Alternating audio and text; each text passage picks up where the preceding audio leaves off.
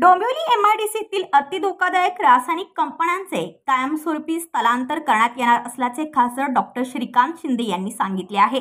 याबाबत मुख्यमंत्री एकनाथ शिंदे आणि उद्योगमंत्री उदय सामंत यांच्याशी चर्चा झाली असून लवकरच याबाबतचा निर्णय घेतला जाणार असल्याचे ते म्हणाले। डोंबिवली एमआयडीसीतील अमुदान नावाच्या रासायनिक कंपनीत आज दुपारच्या सुमारास मोठा स्फोट झाला। या स्फोटाची माहिती मिळताच कल्याण लोकसभेचे खासदार डॉक्टर श्रीकांत एकनाथ शिंदे यांनी घटनास्थळी धाव घेत पाहणी केली।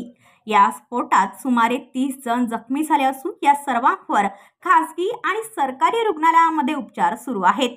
या जखमींची भेट घेऊन विचारपूस करत त्यांच्या कुटुंबियांना खासदार शिंदे यांनी धीर दिला। या स्फोटातील जखमींच्या उपचारांची जबाबदारी घेण्यासोबतच स्फोटामुळे नुकसान झालेल्या रहिवाशांना पंचनामा करून आठवडाभरात नुकसान भरपाई देण्याचे निर्देश मुख्यमंत्री एकनाथ शिंदे यांनी ठाणे जिल्हाधिकाऱ्यांना दिल्याचे यावेळी खासदार डॉक्टर श्रीकांत शिंदे म्हणाले। तर डोंबिवली एमआयडीसीत वारंवार होणाऱ्या दुर्घटना आणि त्यामुळे रहिवासी भागाला निर्माण झालेला धोका लक्षात घेत डोंबिवली एमआयडीसीतील रासायनिक कंपन्यांचे ABC असे वर्गीकरण करून अतिधोकादायक कंपन्यांचे शहराबाहेर कायमस्वरूपी स्थलांतर केले जाईल।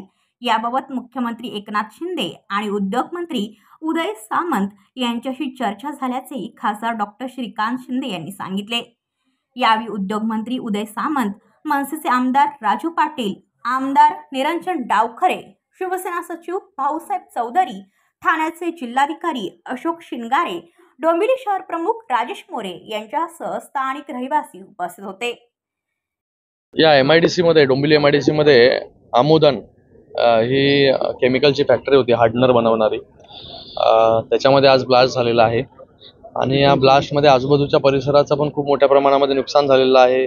काही कंपनीज आहेत बाजूला लागून, काही हुंडाई सारख्या फॅक्टरीज आहेत, काही वस्ती आहे आणि त्याचा इम्पॅक्ट खूप लांबपर्यंत जो आहे हा गेलेला आहे, काचा फुटलेल्या लोकांच्या। तर याचा आता असेसमेंट वगैरे चालू आहे। अग्निशमन दल जे आहे आता घटनास्थळावरती आहे। ॲम्ब्युलन्सेस पोहोचलेले आहेत। जे जखमी आहेत त्यांना हॉस्पिटलमध्ये ऑलरेडी जे आहे ते ॲडमिट केलेलं आहे। वारंवार असा घटना घडताय। आता याच्यावरती जे आहे, जेव्हा आपण लास्ट घटना घडली होती तेव्हा वेगवेगळे प्रिकॉशन्स जे आहेत ते एमआयडीसी मध्ये घेण्यात आले। जो वास यायचा, जे पोल्युशन व्हायचं, जे पाण्यामध्ये पोल्युशन जायचं ते मोठ्या प्रमाणामध्ये कमी झालंय। पण आता जेव्हा हे बॉयलरचे स्फोट जिथे होतात आणि जिथे हायली हॅझार्डस केमिकल बनवले जातात त्याचा निर्णय जो आहे तो मला वाटतं आता सरकारला घ्यावा लागेल। मी माननीय मुख्यमंत्री मोदयांशी बोललोय इथे येण्याच्या अगोदर आणि माननीय इंडस्ट्रियल मिनिस्टर उद्योगमंत्री यांच्याशी बोलणं माझं झालेलं आहे। जे हॅझार्डस कंपनीज आहेत त्या हॅझार्डस कंपनीला जे आहे सगळ्यांचीच मागणी आहे, लोकांची मागणी आहे, लोकप्रतिनिधींची मागणी आहे की इथून निवासी विभागामधून जे आहे ते बाहेर ABC कॅटेगरी करून जे आहे ते शहराच्या बाहेर जे स्थलांतरित करण्यात यावे। आणि मी विश्वास देतो तुम्हा सगळ्यांना की आपलं सरकार जे आहे लोकांसाठी निर्णय घेणारं सरकार आहे आणि ह्याच्यावरती पूर्णपणे पॉझिटिव्ह निर्णय जो आहे आणि जे हायली हॅझार्डस केमिकल इथे बनवतात, जे अशा प्रकारे मोठ्या प्रमाणात ब्लास्ट होतात त्या कंपनीजमध्ये, त्या कंपनीज ज्या आहेत त्या शहराबाहेर ज्या आहेत ते परमनंट ज्या आहेत या मूव्ह केल्या जातील परमनंट। ब्युरो रिपोर्ट डोंबिवली, आपले वृत्तप्रहार।